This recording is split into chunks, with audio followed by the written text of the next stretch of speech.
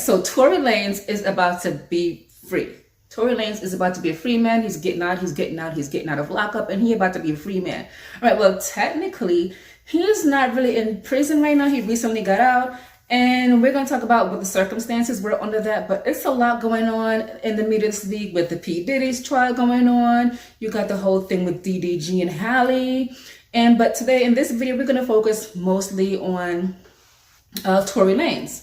Right, Tory Lanez, and he got locked up. He was found guilty for shooting Megan Thee Stallion, and we're going to talk a little bit about that today. So, if this is your first time here, my name is Shani, and make sure you like and subscribe to the channel. If this is your first time here, welcome. Hope you like the content and you will subscribe and you hang around. Right? All right. So I have my laptop. We're going to chit chat a little bit about what's happening in the media today. Right? So let's get into it. We know Tory Lanez was locked up. We know he was found guilty for shooting Meg Thee Stallion, right? Okay. And he's locked up. It is what it is. Unfortunately, that's the situation he was in. But during the whole trial, everyone kept saying that he's innocent, he's innocent, he's innocent. And, people were split down the middle of who to believe. And at the end, he was found guilty. So it's like, okay, we have to believe the evidence and what the evidence says. But you think with all that, if you think back in the case, if you remember back during when he was on trial, the bodyguard for is that her name, Kelsey Harris? That was Megan Thee Stallion best friend. Well, ex-best friend. So the incident that happened that led to him being locked up.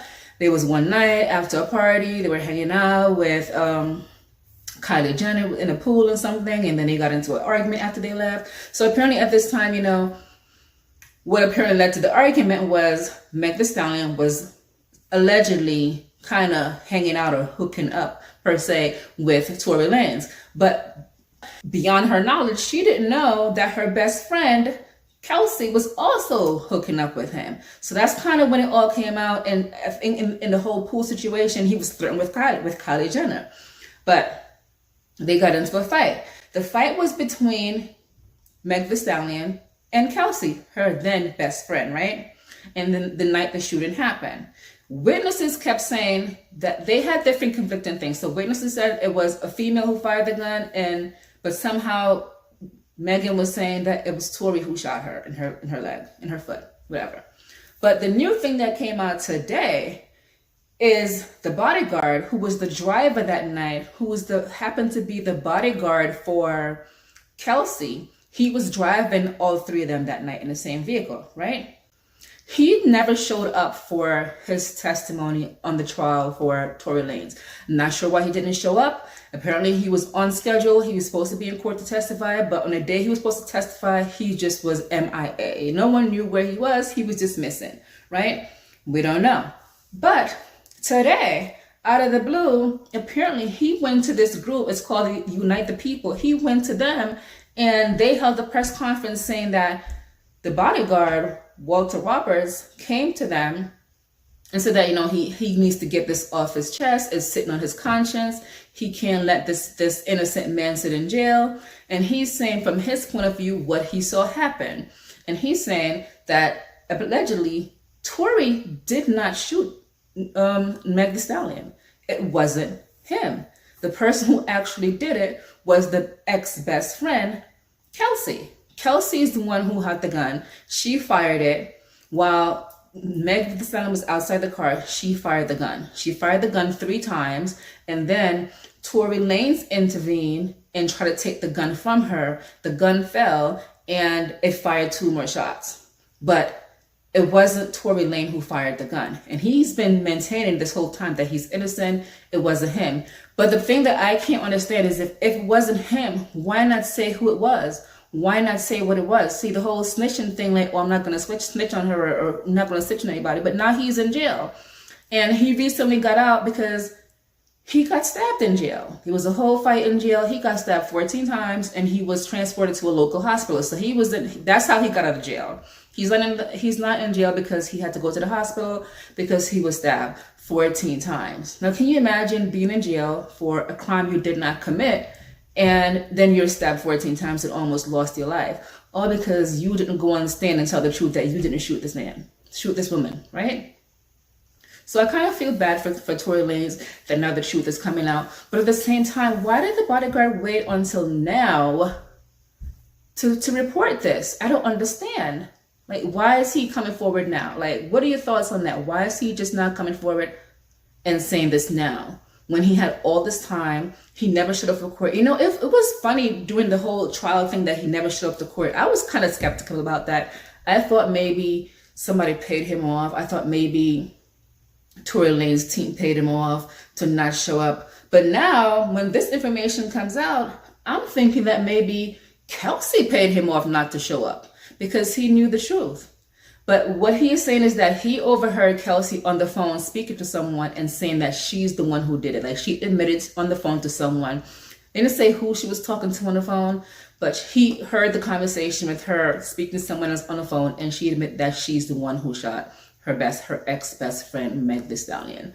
So, I don't know, guys. What do you think? But we're going to take a little bit, I'm going to play a little bit of the video for you guys so you can take a look at the press conference that was held by Unite the People, because this poor man is now sitting in jail for something he didn't do. And I feel bad for him in a way. But at the same time, why didn't the bodyguard come forward before? Why did he not show up to court and testify like he was supposed to? Because he was unscheduled to testify. He just simply did not show up when he was supposed to, right? That's insane. Right? So listen, tell me what you think down. We're going to play back a little bit of the press conference. You're going to tell me what you think. Not long ago, Unite the People was approached by a gentleman named Bradley James. Mr. James informed us he was working as the bodyguard and driver for Ms. Kelsey Harris during Mr. Peterson's trial. As such, he was in close proximity and he had privy to conversations she was having with her husband and others. Mr. James informed us he was not under a non-disclosure agreement or a confidentiality agreement and was free to speak with Unite the People, and that he was doing it because his conscience would not let him not speak and leave a man in prison for something he did not do.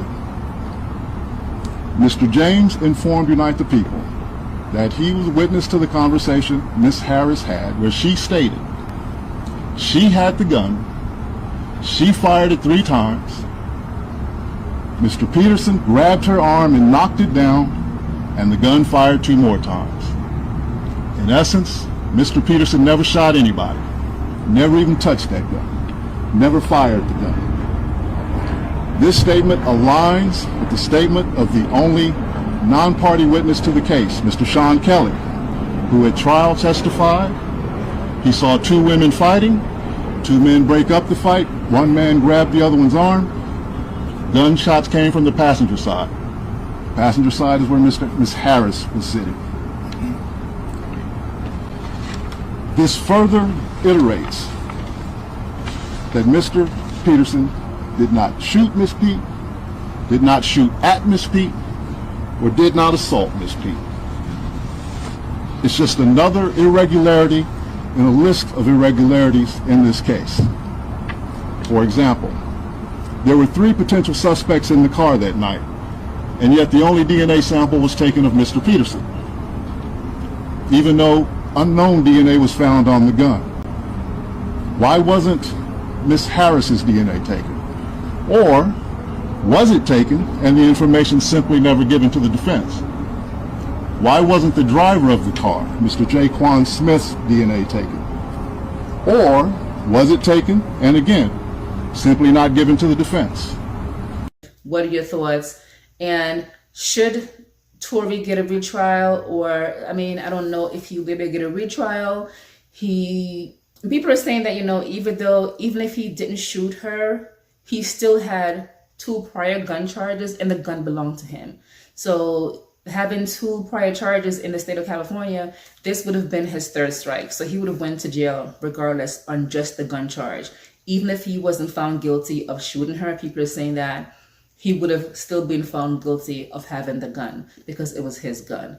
So what are your thoughts? Let's talk about it. Tell me what you think down in the comments. And just make sure you guys like and subscribe and come back for the next video. We have a lot coming up this week because there's a lot going on. All right. And it was nice hanging out with you, and I will catch you in the next video. Bye.